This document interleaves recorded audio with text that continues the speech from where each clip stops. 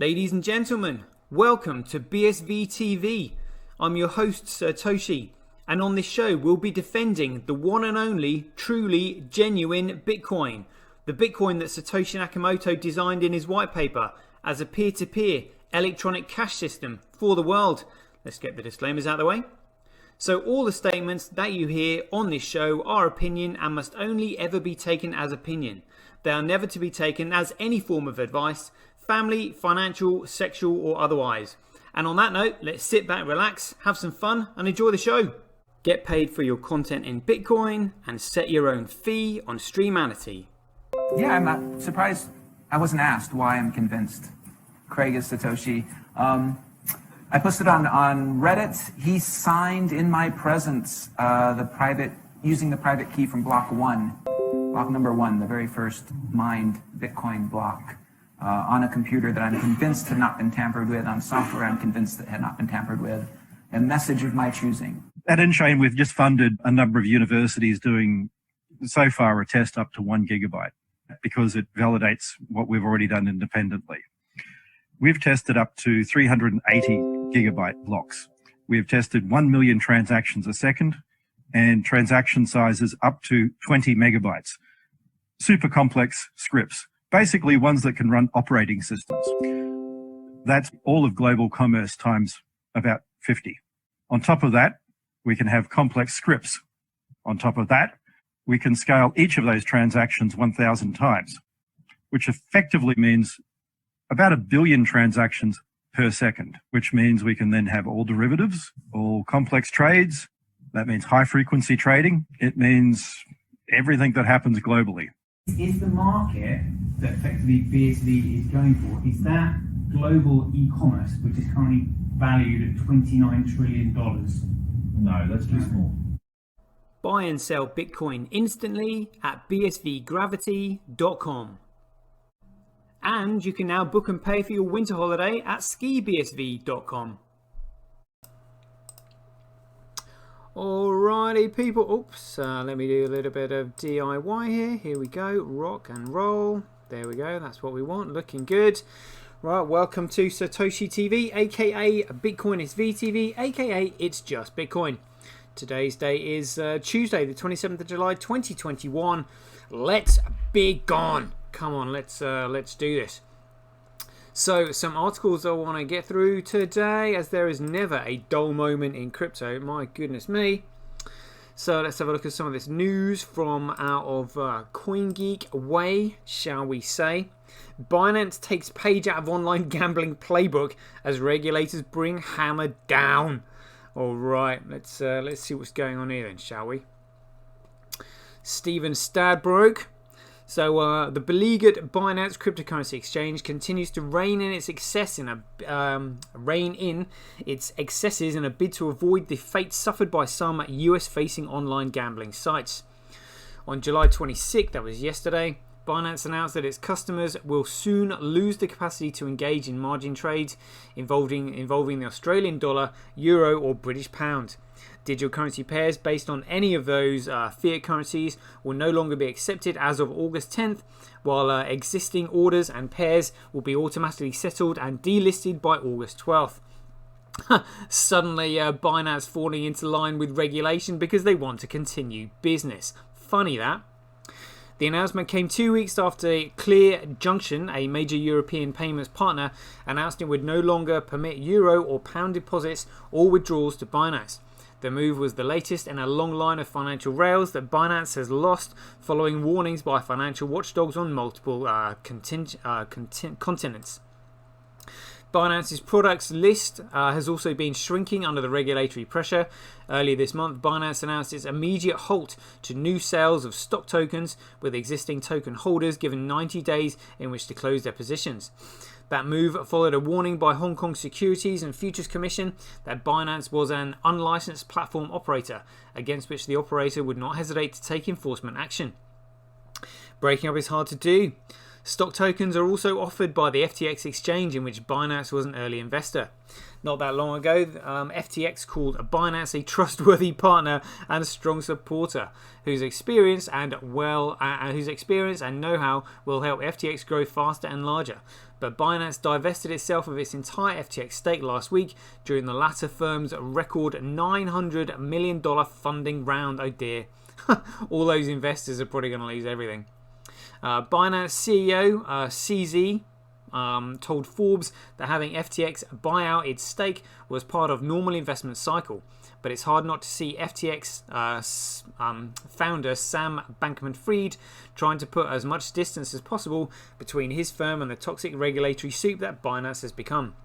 Bankman-Fried told Decrypt that he'd had a cordial discussion with CZ regarding their divorce. But the FTX boss also said that when you sort of appear less flexible or responsive to regulatory concerns, I think that's more likely to lead to cases where regulators might feel like they need or might feel like they have no choice but to start bringing the hammer. Compared to Azal, Bankman-Fried may, for the moment, have a modestly large fig leaf of respectability, but as a recent New York Times profile revealed, FTX has taken equally great pains to keep itself free from the clutches of US regulators while offering products to US citizens without local approval. Oh dear, oh dear. Deleveraging the goods. The former union of Binance and FTX saw both companies become magnets for investors looking for parlay small stakes into a big bonanza by offering leveraged trades as high as 125x. Despite the publicity stated demise of their partnership, the two companies issued near simultaneous announcements over the weekend that leverage on these products will now be capped at 20x.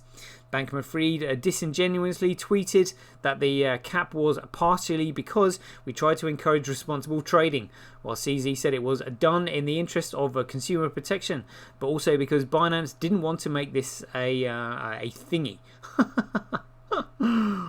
Dear oh dear. Concerns over products offering excessive leverage was already a thingy with financial regulators, including the UK's Financial Conduct Authority, which issued warning in June. Take that off. Regarding Binance's lack of approval of operating in the UK, that convinced most UK banks to shun the controversial exchange. In 2019, the FCA brought the hammer down on companies offering high leverage contracts for differences after concluding that neophyte retail customers were being taken to the cleaners. Given the FCA's mounting interest in Binance's activities and the resulting action by the FCA's counterparts in other jurisdictions, it was only a matter of time before the high leverage products came under the microscope. Rolling the digital dice, studies have shown that over 80% of CFD traders lose money. If ever you're a dirty trader and you really want to know what the percentage is of trading success is, there you have it. Good grief. The number is said to be even higher for overall margin trade, so both Binance and FTX were effectively trawling for gamblers when they introduced their high leverage derivatives. And now that regulators are shining the spotlight, both the exchanges are declaring themselves shocked that the house edge in their casinos is so stacked against their customers. As someone who has covered the gambling industry since 2006, the request for math-challenged customers isn't the only parallel one can find with today's digital currency exchanges. In fact, the current regulatory climate bears a striking resemblance to the situation that preceded the clampdown by US authorities on internationally licensed gambling sites catering to US customers. In both cases, a number of high-profile sites based out of the US paid lip service to their declared legal obligations to block US customers while secretly accepting all the Benjamins they could through the use of virtual private networks, and elaborate account funding schemes. This didn't end well for the gambling site operators, most of whom utilized US registered .com domains that could be seized without warning. Dolt. The sites, not so under the radar, dealing with the US banking system, also enabled federal authorities to target the sites' operations in other markets, thanks to Washington's traditionally expansive view of extraterritorial jurisdiction.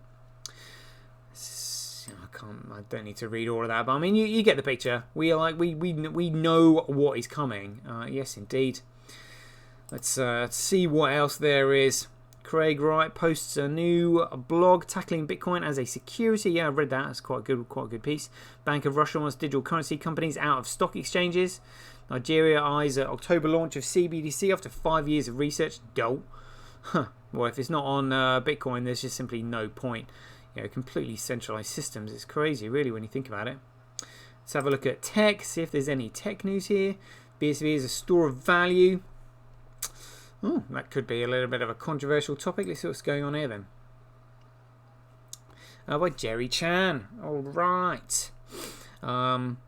Bet that sure got your attention though, right? Yep, it did.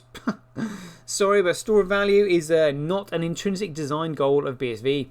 There is nothing built into the system that would inherently make it a good store of value.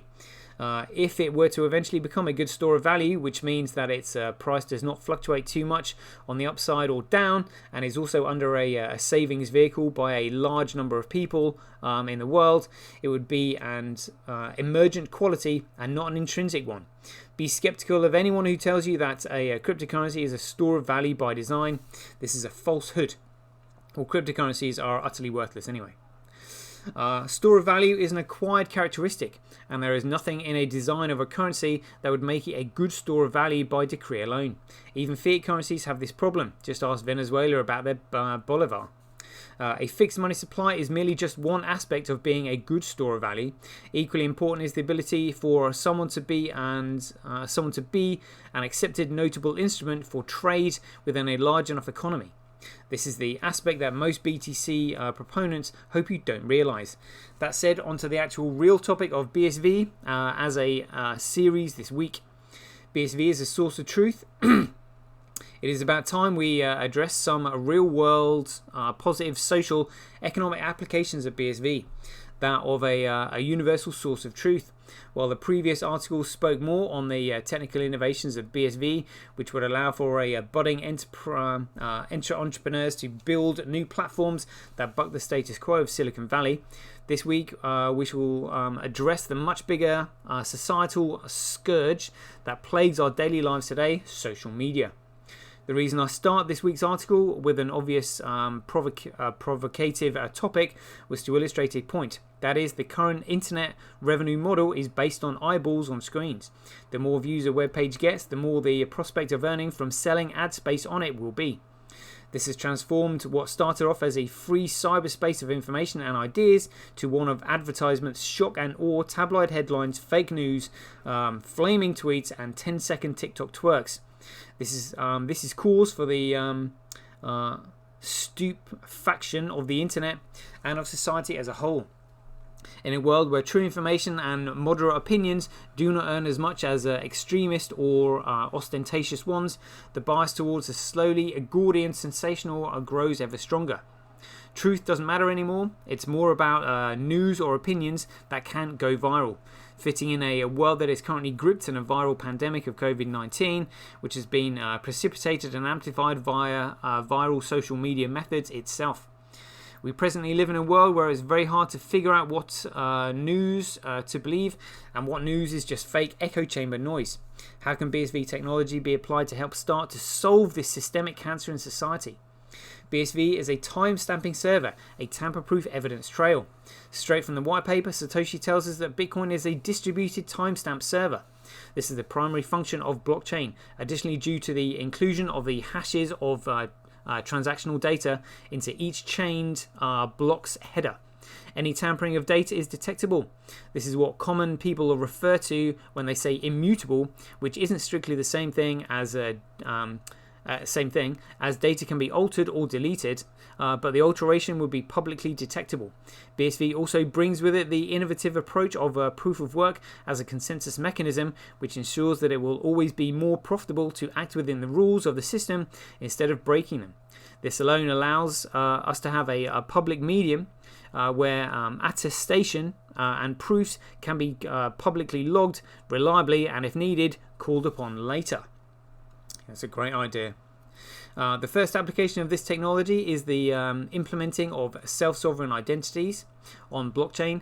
Passports, driver's license, citizenship cards can be recorded onto the blockchain and tied to decentralized identifiers, effectively special use public keys, so that transactions can be traceable back to a legal entity in the real world.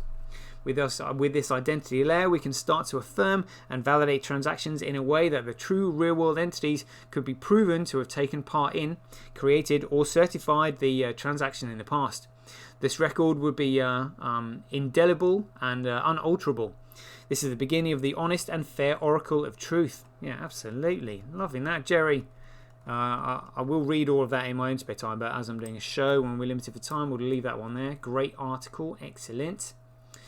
Let's see if there's any editorials. Binance being listed by bank. Yeah, read all those. Alright, great stuff.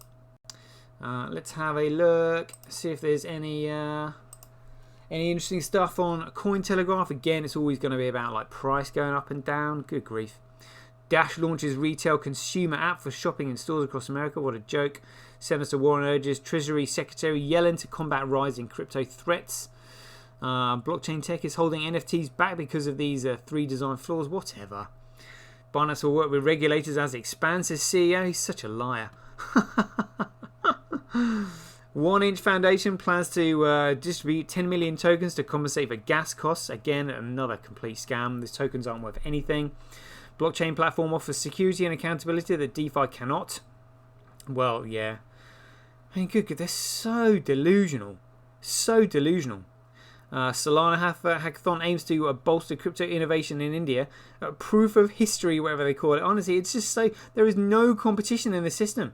You cannot have a truly decentralized system without competition. It's absolutely insane. Like, they just don't know anything. I know I'm probably sounding like a broken record, but it's just every time you see this, it's just like, look, it doesn't take much, you know, to just like use a little bit of common sense. Like literally, that's all I'm asking for, you know. Well, anybody's asking for, really. Decrypt, let's see if they've got any headlines here. Sam Bankman-Fried says FTX is a carbon neutral and the Bitcoin uses a lot of energy. Whatever. He's talking about Coin there. These are the most profitable Ethereum NFT whales right now. Oh my goodness me. People spending money on shit. Because so many people got rich off Ethereum going up, you know. Malta's president of charitable fund suing Binance over 8 million in unpaid donations. Oof. Scathing. Singapore offers a crypto a safe haven in turbulent times. Wonder what that's all about. Alright, let's see. It says UK's local currencies are going crypto. What was this one? A pledge made in 2018 while the crypto exchange Binance sought licenses on Blockchain Island remains unpaid. Not paying his debts. In brief, Binance's Blockchain Foundation is accused of not paying donations promised to Malta Community Chest Fund. The funds were pledged in 2018 and are now worth over $8 million. A charity headed by Malta's president, George Vella, is suing Binance over the non-payment of over $8 million in donations, according to court filings seen by Decrypt. The funds were pledged by the cryptocurrency exchange while it was pursuing licenses on the Mediterranean island. Today, the Malta Times reported that Binance Blockchain Foundation set up on the island for charitable purposes may now be subject to further legal action over failure to file accounts for the past 3 years. After this was published, the accounts were found and the threat of legal action over failure to file was withdrawn. Yeah, well, they need to do what every other scumbag does and set up as a non-profit, so they don't have to produce accounts or anything like that. That'll be his next trick. Unbelievable. Oh, I say unbelievable, but actually very believable, really, when you know how scummy the space is, really. Like, good grief. What was this one?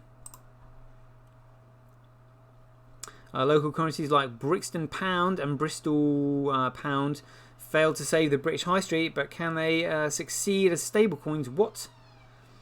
In brief, local currencies have reinvented themselves with the aid of tokenization. Critics question both the suitability of blockchain and their localized approach. The what's this? The Bristol pound and the Brixton pound.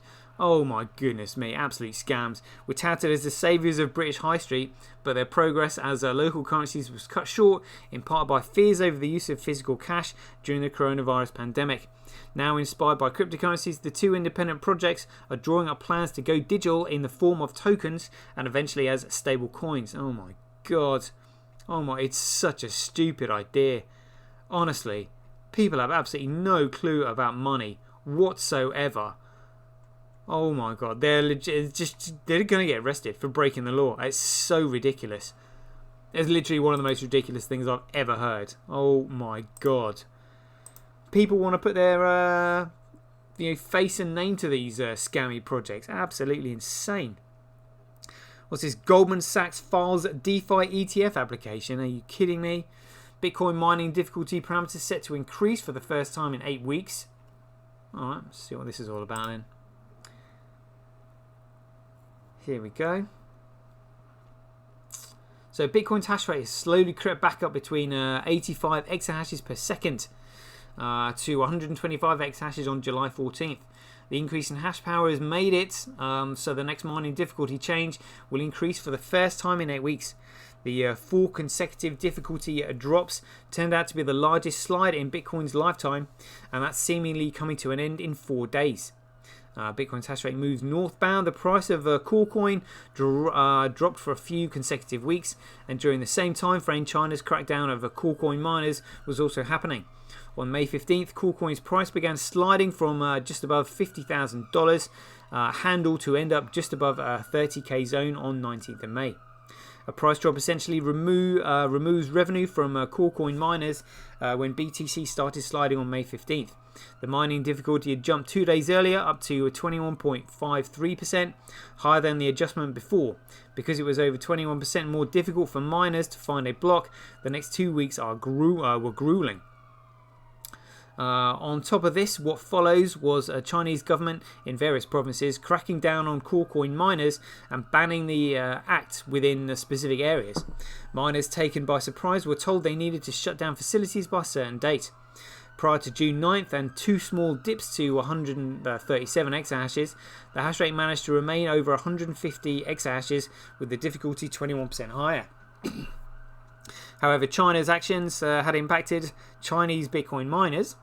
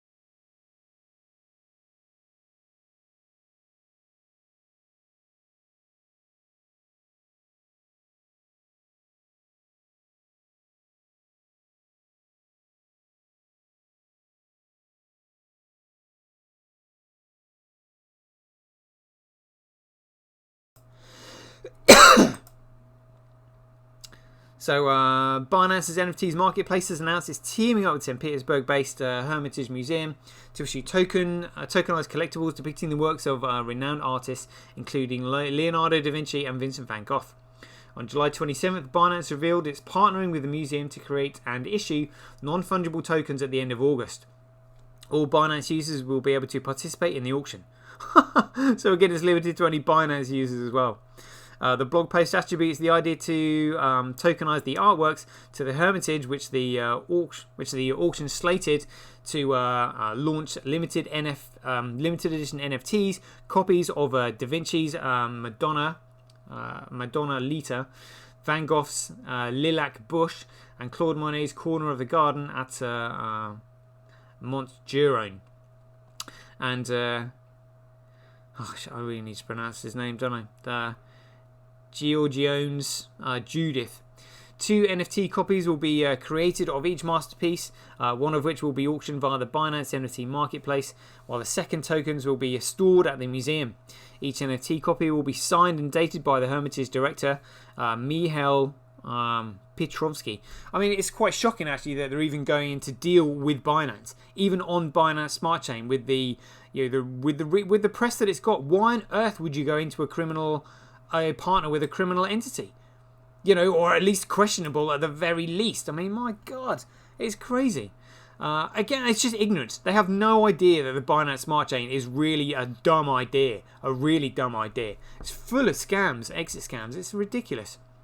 The blog post describes the project as offering a new level of accessibility to Hermitage collection. I was going to say a new level of dumbness.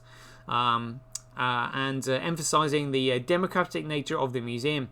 The tokens are and they're only going to be available to Binance traders. The tokens also serve to highlight the importance of digitization as a new stage in the world of collecting artworks. Just jumping on the bandwagon.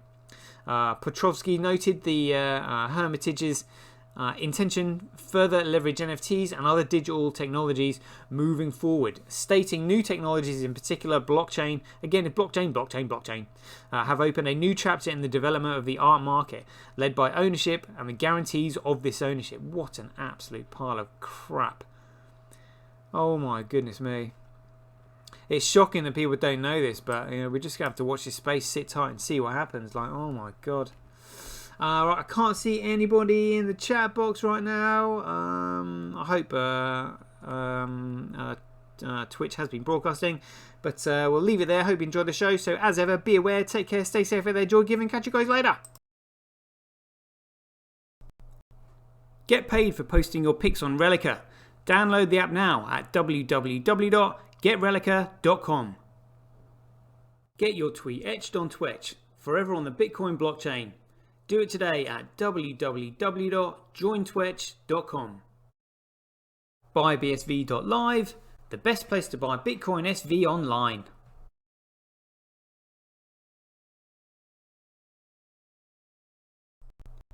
Support independent content creators on micropayment platforms such as Streamanity, Twitch and Relica.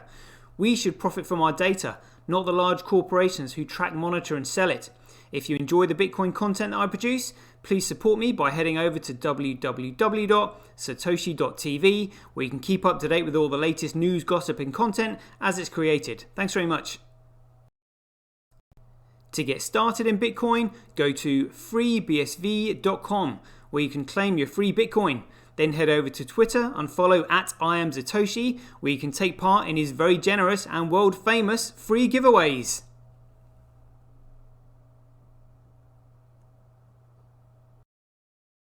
The future of advertising meets the power of Bitcoin at Tonic Pow. Get paid for posting advertising campaigns to your social media profiles. Go to www.tonicpowads.com.